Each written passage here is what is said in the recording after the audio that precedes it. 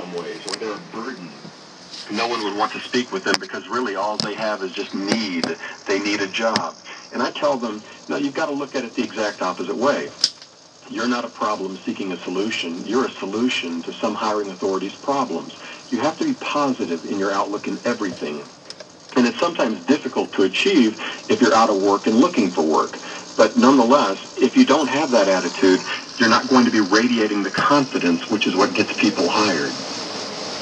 Radiating that confidence versus the qualifications for the job. Yes, I'll give you an example of what happens when you're prepared for an interview. I worked with a guy who we worked on about 6 stories. We worked on his value statement. We worked on answers to the most difficult questions. Then we started doing some informational interviewing, and I had him go back to his previous company to ask them if he could network with them to see if he could find some opportunities. Okay, so the day before he is to arrive at that company, they tell him, by the way, when you come here to visit 2 offices, you're not going to be on an informational interview. You're going to be on a job interview. We have 9 interviews set up for you tomorrow and 9 the next day. And he just aced them all. He was so confident and comfortable that he was relaxed throughout the entire grueling process. And at the end of the second day, they didn't say, we're going to get back to you. They said, which office do you want? Which office do you want to work in? That's how important it is to be prepared. And when you have those stories and when you have your value statement, you can radiate that confidence even when you're surprised or ambushed by these 9 interviews in 2 successive days. Now, the interesting thing about that is a lot of people would hear, oh, my God, I've got 9 interviews in 2 successive days. How am I going to do that? It's the first thought they'd have, as opposed to, all right, take the plan in, keep composed, and just tackle this in the right fashion. Exactly. You know, one of the things, and this is, again, the battle that we must win is fought within. If you are completely prepared for this process, it becomes enjoyable because you get to demonstrate your mastery.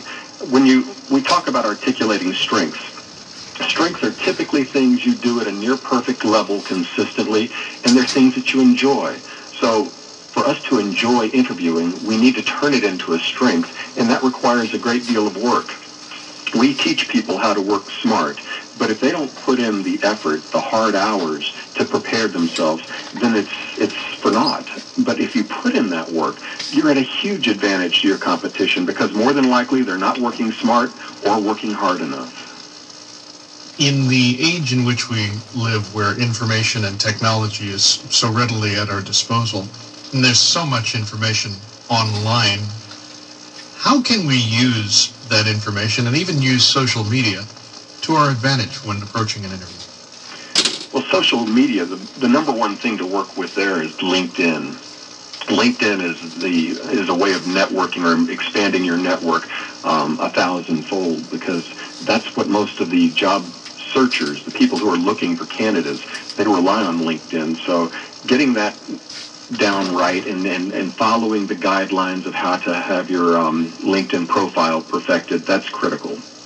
But then other online tools, I'll give you one. My website, tompayne.com. It has just a section for job seekers. There are free downloadable podcasts and all sorts of information. So find someone or some source that you trust and look at it. Go through all the information because typically there are a lot of free pieces of information out there.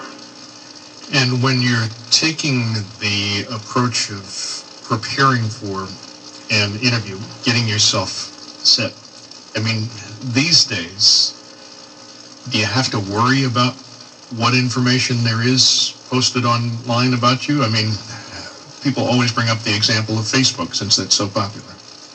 Yes, you do. But, you need to look at every possible downside as an upside. And you can turn in things that are weaknesses into strengths. And I'll give you an example of how that happened for a client of mine. She was going for all these interviews because she had a great background, but they'd always point to something on her resume and say, you had such a great career trajectory until right about here. What happened? And she'd never be able to answer them. And so I asked her, I said, okay, what happened? She said, my life hit a perfect storm. I mean, I lost a parent. A relationship that I thought would be long-lasting broke up. Several other things happened, and I just needed to take some time off because I couldn't handle it anymore. And I said, okay, well, then why don't you just tell them the truth and do it this way? So people don't typically judge people by how far they've fallen, but by how they pick themselves up. And what you're pointing to on this resume is a time when my life went through a perfect storm, and I just needed some time off. So I took some time off, and I did consulting work to expand my skill sets. And now that I've expanded my skill sets, this difficult time did what it usually does. It made me stronger, and I'm looking forward to going back into the corporate world. And she answered it that way, and she got a job the very next interview. So you can turn those weak spots into strengths. It just takes some finesse and skill to put it in the right perspective. Does it matter how you appear, and I mean from a physical standpoint, on job interviews these days? It absolutely does. One of the things that I tell people is I take them through the experience of the cognitive unconscious. We have this thinking machine in our heads that is constantly making associations and looking at patterns and trying to see if there's some novelty or threat on the horizon. And so, for example, if I was to come up to you with a face that's kind of strained in a tone, we need to talk. I've already communicated millions of pieces of information, and the cognitive unconscious would rouse you up and say, uh-oh, rational mind, attend to this, something's wrong. And so consequently, if we come in with a slouch or with a frown or with something of a cocky look on our face, we can trigger these huge feelings inside of a person and make them decidedly uncomfortable with the thought of hiring us. And so for an irrational reason, for associations that are occurring beneath the surface, you can lose the job, and it can be entirely due to your appearance. You could have the greatest qualifications in the world, and I do know someone who did have the greatest qualifications, but because he was slouch and he would have poor eye contact, the person wasn't hired, even though he was by far the most qualified person for the job. All right. When you're hit in that job interview situation with some of those, what some people refer to as suicide questions, and if you can give us an example or two of those, how should you respond? Here's the way the number one suicide question is, tell me your weaknesses, or what are your weaknesses? That's number one. And I tell people the whole point of an interview is being positive, always positive. But this question is forcing you to be not only negative, but negative about yourself.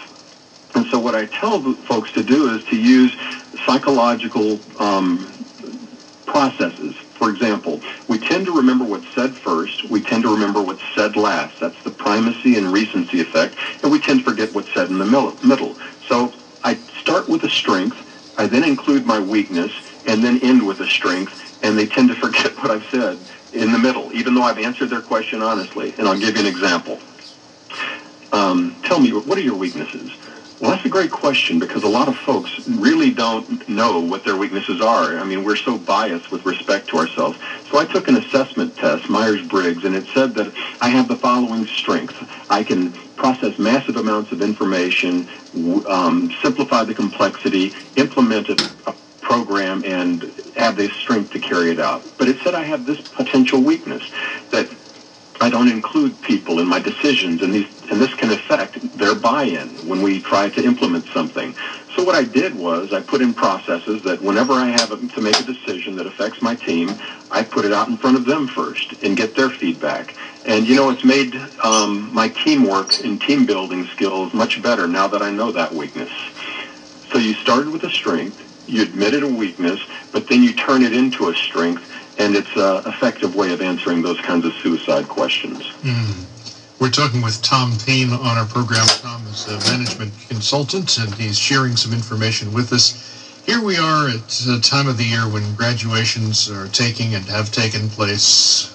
Some of the people listening to us may have finished the educational experience on higher education level. What advice can you give them about looking for a job? Well, one of the things that I would advise them to do and get this process started early on, because I can tell you people in middle age and later age, they don't get it. They don't understand what their strengths are.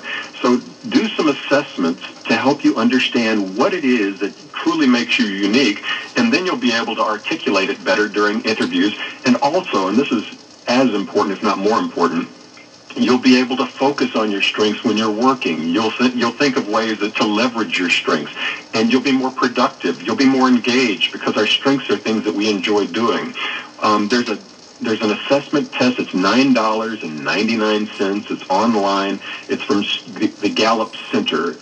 It's called Strengths Finders. You can see the books online and stuff like that, but it's a very inexpensive assessment. It will give you your 5 top strengths, basically the core of who you are as far as the value you bring to an organization. And it's a very powerful tool. You can use it then, you can refer to it when you start articulating your strengths, because as a graduate, you may not have that many life experiences. But if you have an objective assessment test that points to them, and you can point to some experiences in your life that demonstrate it, you have a leg up on the competition. And the final thought I have for you, I've focused a lot on this idea of when people are going for a job. What about those situations within employment? And a lot of us have run into them over the years, where we're being interviewed for basically an advancement, a boost, a step up.